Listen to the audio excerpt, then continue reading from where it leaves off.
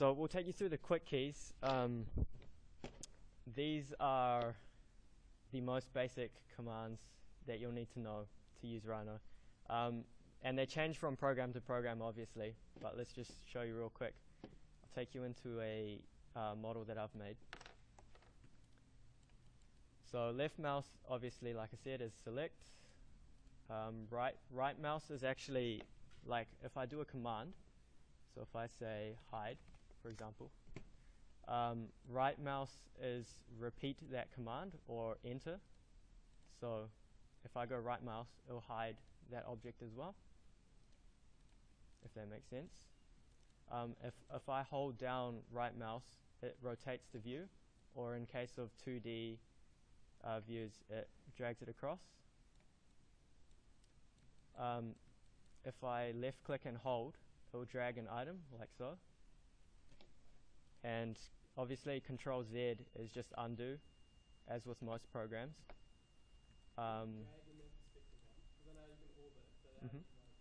Drag. How do I? Oh, right. So that's the next command. So you hold Shift and you right click and you can kind of pan it like that. And then just holding right click will give you the rotation. We'll see what we had there. So space, enter, and tapping right mouse are basically the same thing. And again, Control Y is just redo. So Control Z, undo, Control Y, redo. So this is the basic interface. That at the top there you have your command line. So just pay attention to that, because say I type something in Rhino. It gives me a whole bunch of options at the top, and it really tells you what exactly you're doing. So just make sure you pay attention to that. Next, there's the toolbar selection here. You won't really need this once you start, but you will need it as you go through Rhino and get into like more complicated stuff. What you will need to know is this, the corresponding tools to the toolbar selection. These are the most basic drawing tools you'll need to start with Rhino. At the bottom you have the open and current viewports, the working units, current layer, location in the mouse in relation to the C-plane. So that's important because it tells you whereabouts your mouse is. So if you can't seem to find anything, your viewport could be lost in the middle of nowhere. So down here it will say X, Y, Z, and it'll have some crazy number on it. What you can actually do is try to find an object and press ZSA, so that just zooms to that object, just in case you get lost in model space, because it's infinite. Just go to the next one. So down here is model space assistance. So this is quite important for making a model that's 3D printable or laser cuttable.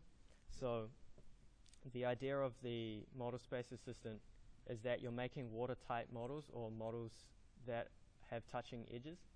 So say I draw a square, and I want to laser cut this. If it wasn't touching on the corner there, it wouldn't be a complete square, and all it would laser cut is an incomplete square, and that obviously won't be cut through the material. If I turn on snap on, which is at the bottom here, so just remember on snap this, you can select a range of snap options. So if I select end, it will snap to the end, as like so, and that will help me create something that's watertight or closed. But if I don't use that, in model space, the tolerance goes really, really small. So what you might be making isn't actually touching one another, if that makes sense, on a very small scale. So just keep that in mind. Just go to the next part. So over here is your layers and material manager. You'll just, as you're modeling something and it gets bigger and bigger, you'll want to be able to select things and modify them really quickly. So to do that, you use the layers tool. So you'll be able to see in this model that I've made, over here in the layers, I've kind of grouped everything into kind of the different components of a house.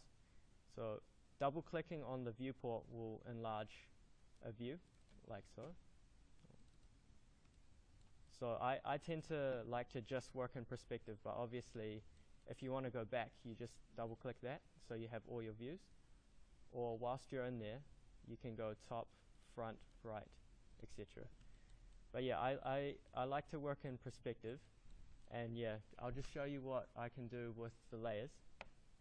So what I've done here is I've made windows, so I can just turn them on or off, and then I can easily sort through my model and edit anything I want. But whereas if everything is just in one layer, then it becomes really hard to select when you have a lot of objects. Okay.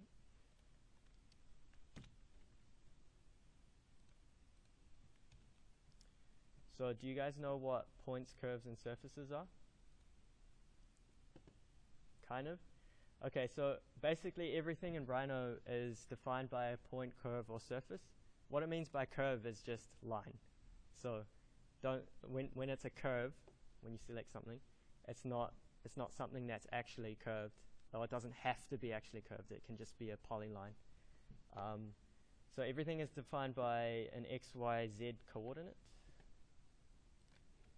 So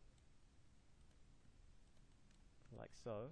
All of these will just have x, y, z coordinates in model space.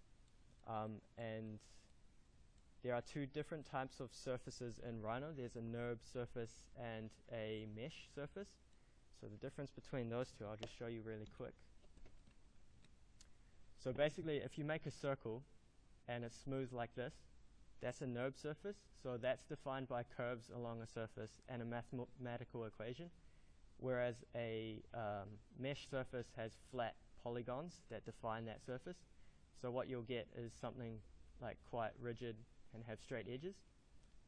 And obviously with meshes, the more polygons you have on a surface, the more defined it will be. And Rhino usually uses NURBs, so you'll just have to remember that. So yeah, you'll get something like that. So we'll take you into basic drawing.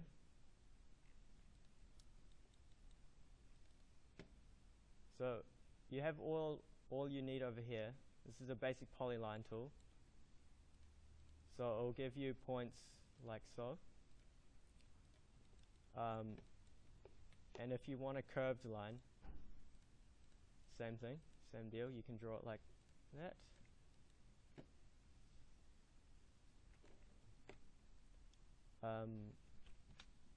So with the basic modeling, you should just get used to using Gumball because it makes things easy to move around in model space. So that's just in the model assistance area. You can just turn it on at the bottom. So with that, I can move around objects really easily however I want. And the basic commands that you'll need to remember are extrusion. So if I want to turn this into a 3D object from a 2D object, because right now obviously it's not three-dimensional, there's a command called extrude curve. So I can bring that up to any height I want, and it gives me a range of options at the top there. So I can turn it into a solid or just leave it open. And same with this one.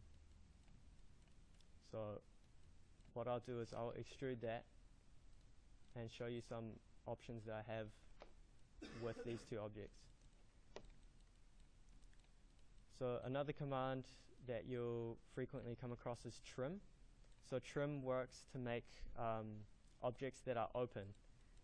So if trim works using when you use one object to cut another. So I have this extrusion and I'm using it to cut the one on the inside, like so. And the next command I want you guys to know, and it's really important, is Boolean commands. So if I have a solid object like this, and this one is solid as well, so I'll use cap. So when an object has two open faces and they're completely flat like this, I can use a command called cap, and it just turns it into a solid object. A Boolean command is basically when what it does to these objects is it trims them, splits them, and rebuilds the faces for you all at once. So it's a really quick command that saves you a lot of time. So say this is the shape that I want to take out of this object here. I just go Boolean difference, and you'll see that at the top there. And with my item selected, I'll select the item that I want to subtract away from it. So the result is something like that, right? Cool. Okay, so do you guys know about loft tools? No. So loft is another way to make a kind of freeform surface. So I'll just start from scratch. What I can do is I'll go into, say, front view, and I'll make a series of curves. These could be defined by anything. Like you might be wanting to make some kind of smooth roof or something. So what I'll do is I'll offset these curves from each other, kind of drag them across. And loft tool will just basically make a surface in between all of these curves. And it's defined by these curves. So loft is just LOFT. And you can see that it makes me a 2D surface like so. This is really good for making 2D surfaces kind of freeform, or what I'll do is I'll show you another thing that you can do. You can bring in a sketch you've done in two-dimensional space by simply dragging and dropping into the window, and it'll ask you if you want to make a picture frame, wallpaper, environment, or texture palette. So usually you'll only need to know picture frame, just for now. So I can drag it out like so.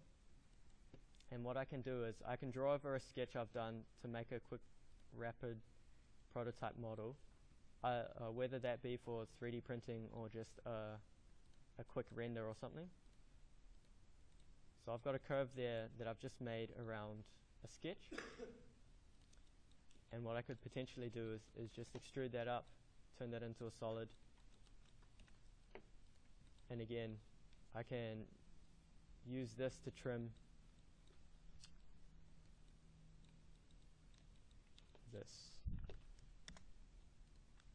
Oh, sorry. So just with the trim commands, something has to fully intersect for it to be able to trim or split. So the difference between a trim and a split, a trim, like I said before, makes an open surface. If I split this, it will replace the face there and make two solid items. So to trim, again, like I said before, I can trim that off. And what it gives me is an open surface. I won't be able to 3D print this because it's not watertight and it has no volume. It's only a surface. But if I take it back, to make that a three-dimensional object, you want to remember Boolean split. And I'll use that as the cutting plane. And what it'll create is a closed object. So the way you check for closed object, just type in show edges. You'll need to remember this for if you want to 3D print. It's just a quick way to check if your models are 3D printable. You just type in show edges, and it'll tell you if it has any bad edges. So that's non-manifold or naked edges that will disallow you to 3D print. Okay. So I'll just take you to some basic rendering. So the Rhino render isn't brilliant, but I'll just show you it anyway. So Rhino defaults to, so your render is up here, this little button here. Just click render, and it'll give you something here. Just wait for that to load. So it'll give you a basic image like so, but I wouldn't recommend you using Rhino render just because it's not very modifiable.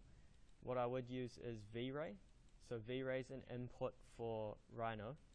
You just select that by going tools, render, and you go down to current renderer, and you click V-Ray for Rhino. And when I next render, the render will be done in V-Ray. So it has kind of better shadow control and better texture qualities. and has a lot more options for you at the end. To apply materials to objects,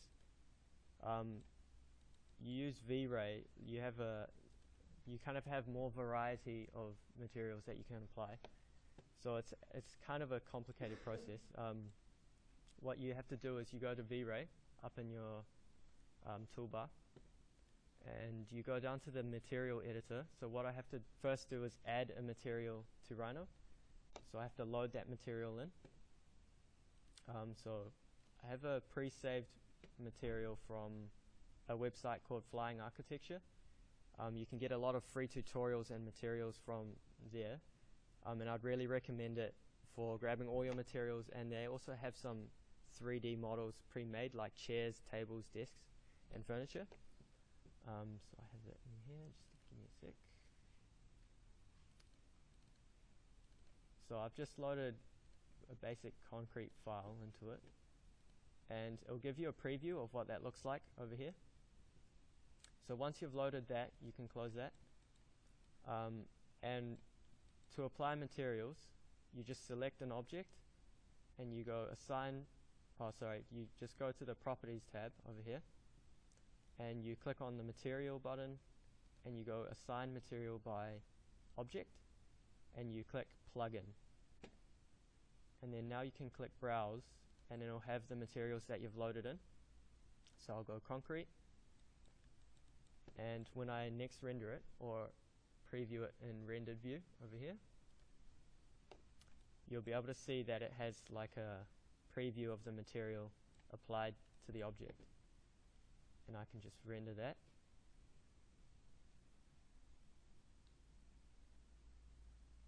And you'll see it's kind of applied a material to that surface or object, and it'll have different reflectivities. So I definitely recommend using V-Ray over Rhino render. Rhino render is kind of useless, like it doesn't really give you anything. But yeah, so just use V-Ray. Let's see what the next one was. So yeah, this is a rendering resource that you should go to, flyingarchitecture.com, because they just have several 3D models and things like that for you to use. And I might have said before, they have tutorials there as well. Cool, so I'll teach you guys how to export files, and this is for laser cutting, 3D printing, and CNC machining. So to 3D print or export something for 3D printing, all you have to do is first select your objects and check that they're all closed. So that's the command I said before. So type in show edges, and what you'll see is that it has 78 naked edges. So what I have to do is I'll have to find those edges and get rid of them before I 3D print. But if that's all okay, I can select my model and simply go File, Export Selected, and then I'll change the output to STL. So what they'll give me is a file that can be read by 3D printers. So just give it any name and you just click save. And then the file that you'll use to get 3D printed is the output of that, so wherever that saves to. Take you to the next part. So for laser cutting, you'll have seen the 2D lines that I've had on the bottom. I think it's still exporting.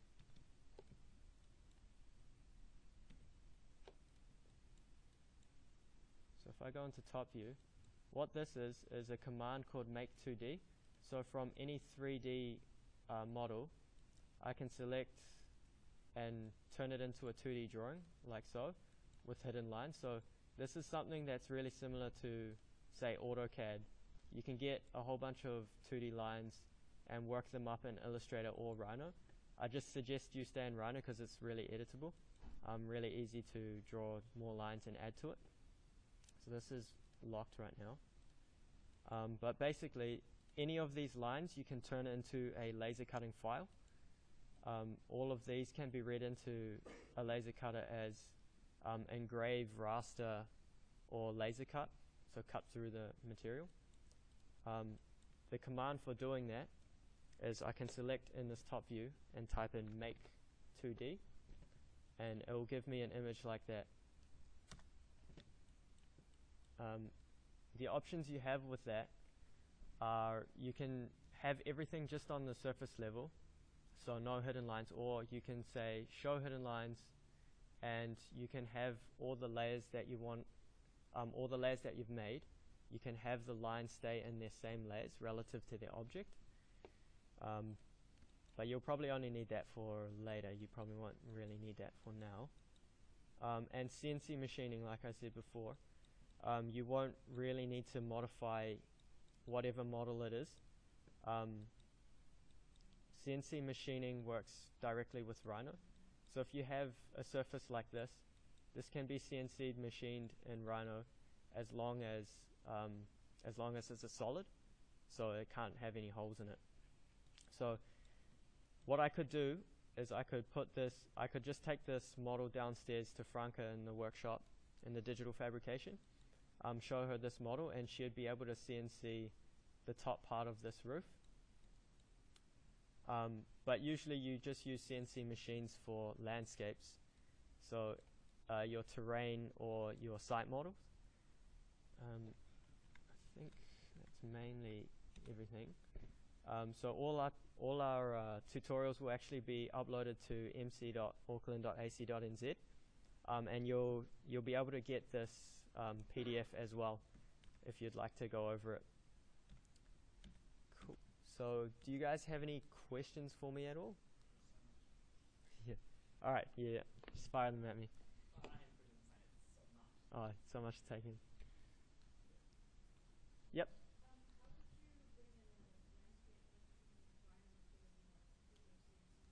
Right. So for landscapes, do you know a website called Auckland GIS, Auckland City Council GIS?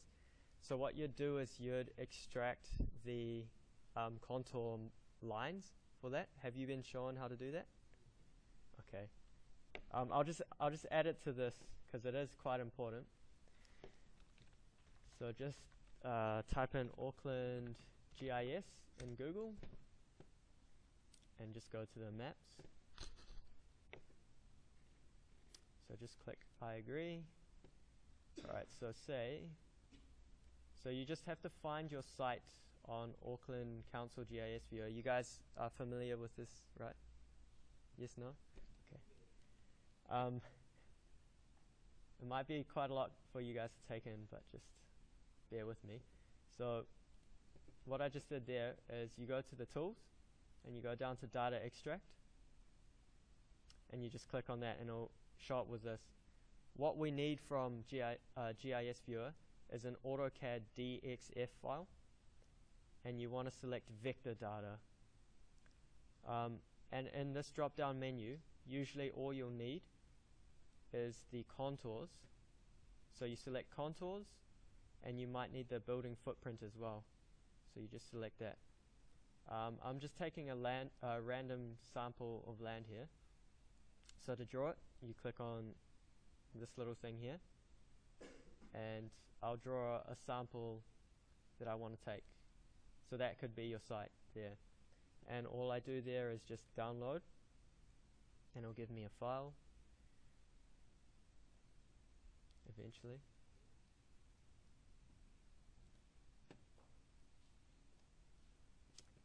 So basically what you do with this file after it's downloaded, you want to extract the information that's inside it. So I'll just show you what I mean. So let's open up a blank Rhino. I tend to work in perspective. So I'll give you a zip file. Just open that up.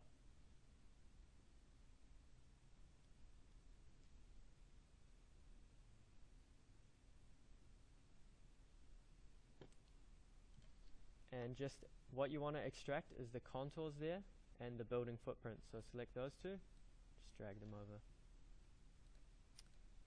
And just with Rhino, all you have to do to import a file is just dragging and dropping. So for contours, I can just drag and drop and open it.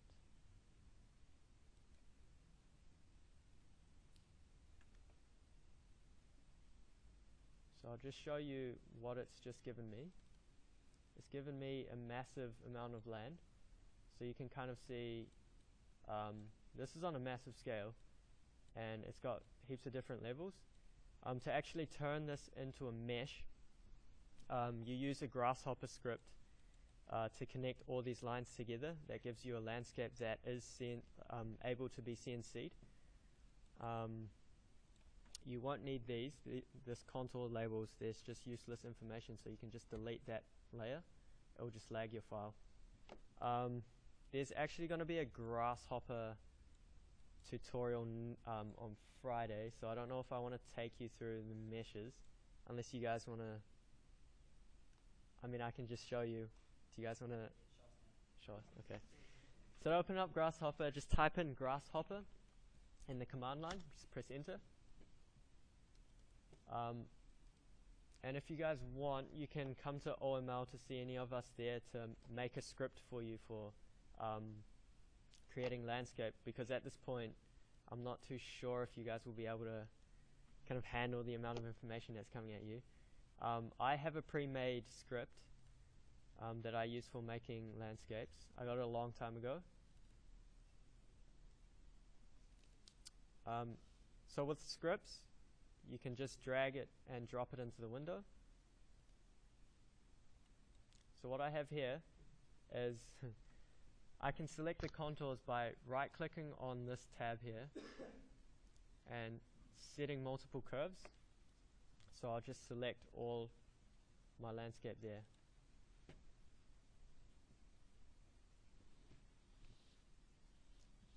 So what it's doing now is it's patching together all the surface,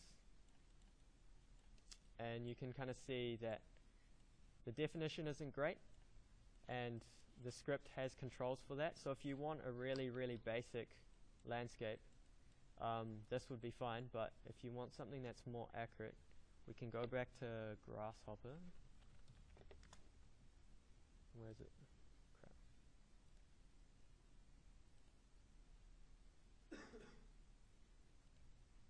Yep. And so here I have the sampling linked. If I turn that down, it will mean that there's more polygons in the mesh. As I explained before, with more polygons in the mesh, it's more defined. So as I turn that down, you'll see it lag. You probably don't want to slide that. You just want to double click it and put in a number. So I'll put 1, and instantly that'll give a lot of information to the file, and it'll just lag a bit. We'll wait for that to load. So you can see how it's given a lot more kind of resolution to the landscape. And I'll make this script available to you guys through the website, because I'm not too sure if you'll be able to make this just yet. With the surface, I'm done with it now, so what I can do is right click here and just click bake. What that does is it makes the surface permanent in Rhino, and now I can close Grasshopper and it'll be there for me to use. So with meshes, there are a couple of commands you'll need to know to trim a mesh. So in top view, when you're seeing something, you'll need to know your material size and its height as well, which is really important. So say this is my material here. I've just drawn a box. That could be a block of wood. I'll extrude that to the height of my wood, whatever that might be, and make sure you have solid on the top there selected. So extrude that up. And what I'll do here is I'll use the mesh to cut through this box to give me a solid object that I can CNC machine. So first I'll turn my box into a mesh, so I'll just type in mesh, and whatever, it's fine. So you select your mesh, and you type in mesh boolean split, and then you select the landscape. So it should have, okay, right, it's not really working. Another option you have, just because in terms of meshes they encounter a lot of problems, you can use a tool called Drape. That creates a NURB surface, or a highly developable surface in Rhino. So I can select an area like so. And what it's created is this surface here, which is NURBS. It's smoother, and you can cut it with basically anything in Rhino. So again, I might have my material here, and I can use the extrude command to extrude that to the height of my material, and use boolean split and select the NURB surface. So I'll show you guys the result. So what it's created there, sorry, turn Gumball on. What it's created there is a three-dimensional surface that I can get CNC machined. If I turn that into render. So I'll be able to CNC machine that, and then obviously make whatever my model might be and put that on a site model. So your material size has to be in there as well. So your original material size, if I use the snapping tool,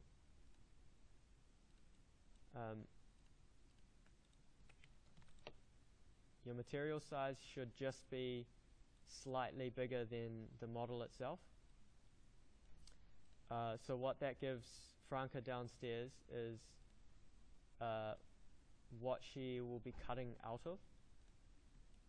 So this model will be cut out of this material, and it just basically gives her things to work with. And then what you do is you just drop your material off with her, name your file with your UPI, and then she'll charge it to your account, so your printing account. So I think I've covered all the basics now. I don't know if you have any more questions. It's good? What was that thing we had the lines and then we in that flowy surface? What was that again? I've just forgotten what it was. Right. Oh, right. The loft tool, like making a surface. Right. I just need to know what it was. I just forgot. Yep. Right. Okay. Something my colleague just reminded me of is a command called boolean to objects. So what that is,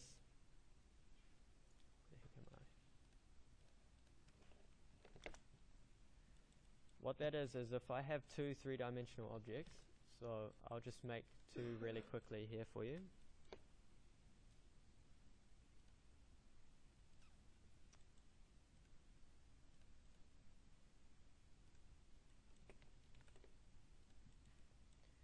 Cool. What I can do with this is use a command called boolean to objects.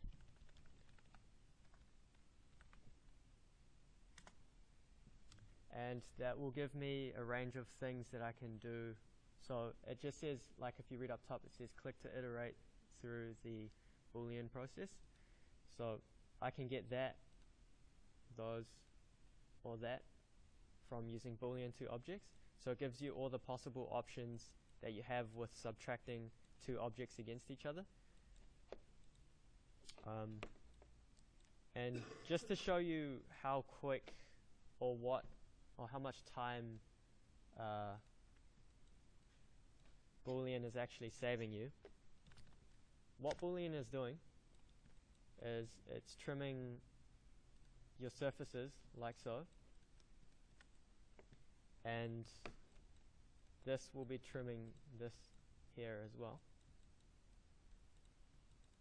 and rejoining these two into a closed object. So Boolean basically just did 3 commands all at once. So to save you a lot of time, just remember Boolean plus 2 objects, or split, or difference. Cool? Any more questions? Good? Yep. The website? Yep, I can just bring that up.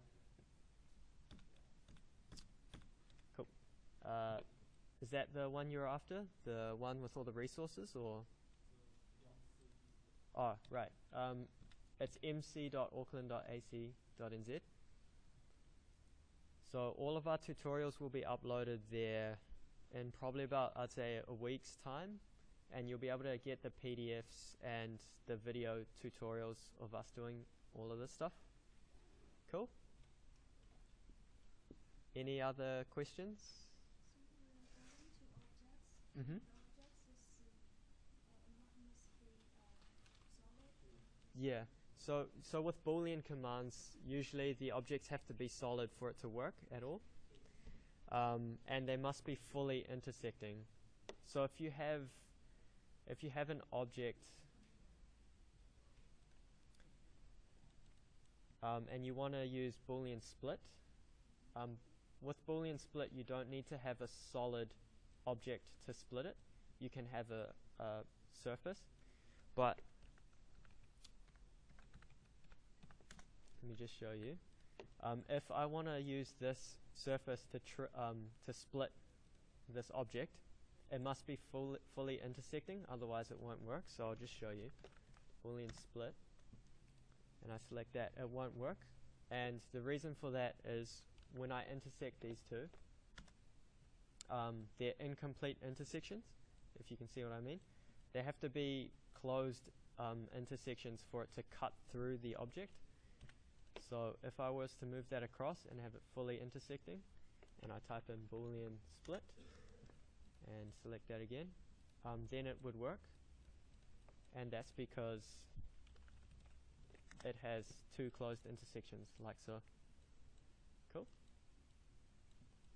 Is there anything you guys were unclear about or want me to go over again? Don't be shy.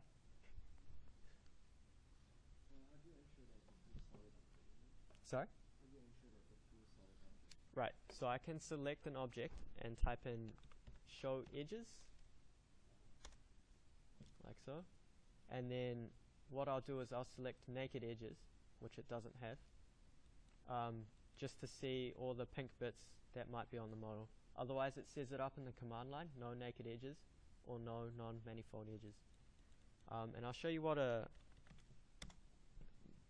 kind of naked edge will look like. So what I've done is I've just exploded my closed object, and what it's given me is surfaces. So what this is right now is an open object that has no volume. It only has information for these surfaces. So I can't 3D print that at all. And in any case, if you have something like that, what you can actually do is you can rebuild it by just making the face that it's missing. So if you have anything in your model that you can reference back and draw in that face, what you can do is type in the join command, so J-O-I-N, and again it just makes it into a closed object. So I just want to reinforce that Rhino is like a really intuitive program. So there's a lot of commands and short keys that you'll just type something in and it'll give you a list of options. So say I wanted to split something, you just intuitively type split and come up with a whole bunch of different splitting options. So anything that you can kind of think of, like, oh, I want to trim this, and you just type in trim, and again it gives you a whole bunch of things that you can play around with. If you're making a scale model, sorry, I'll just make something new.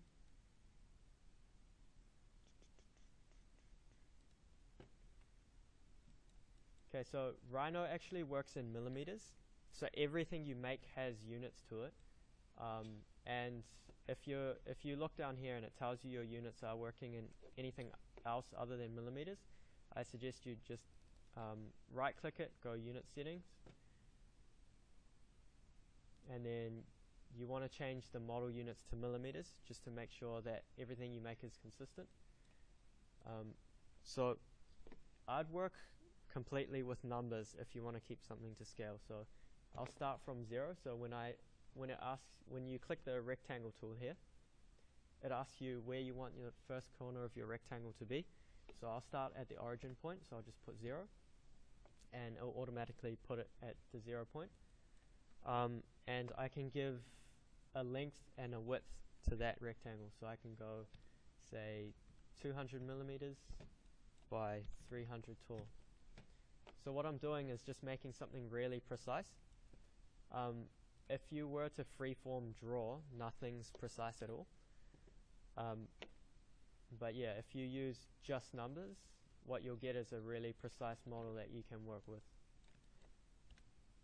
And that the same goes for any command really that has a height or a length or width. I can put in a height to extrude this. So I can say 150 millimeters high, and it'll just give me that. Cool. And something I think I missed, you'll want to know the scale tool. So again, it's really intuitive. When you type in scale, you have several different commands for scaling an object. So of course you have a standard scale. So what I'll do is I'll select a corner of the object and another corner, and then just bring it in however much I want. Or what I can do is type in a scale factor. So I'll just repeat the same thing. Like I'll click on the corner and it says scale factor. So if I want it to go by half, that's just 0.5. So right now this is, of its original, it's 1 to 2. And that's useful for making scale 3D print models.